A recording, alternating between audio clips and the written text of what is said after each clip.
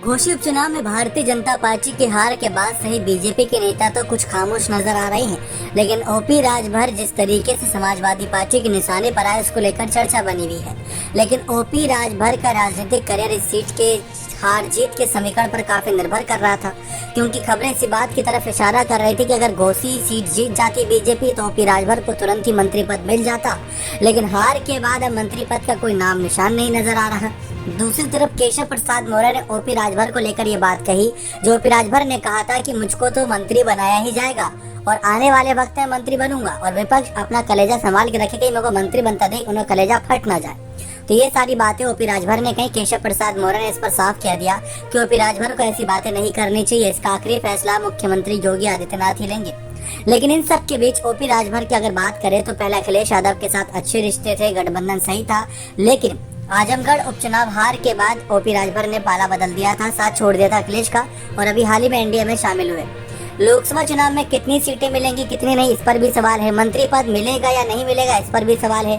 Ghazipur seat पर उपचुनाव में ओपी राजभर के बेटे को खड़े करने की मांग उठाई जा रही थी, लेकिन अब शायद उपचुनाव होगा या नहीं होगा, इस पर भी सवाल है।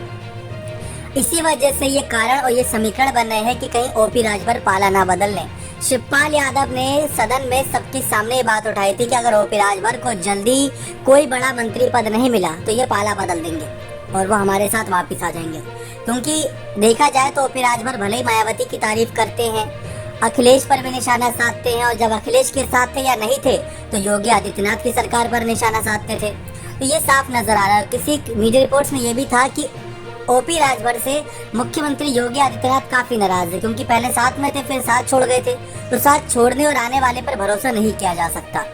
अब बात रही अखिलेश के साथ आने की, तो अखिलेश के साथ आने के पीछे की जो शर्तें उन्होंने साफ बता रखी हैं कि उनको कितनी सीटें मिलेंगी, और वो चाहते ओपी राजभर की मायावती भी इंडिया दल में शामिल हो, तब ओपी राजभर भी उनके साथ आ जाएंगे। किसी दलित चेहरे को प्रधानमंत्री का दावेदार बनाया जाए तो ओपी राजभर उनका समर्थन करने के लिए तैयार हैं।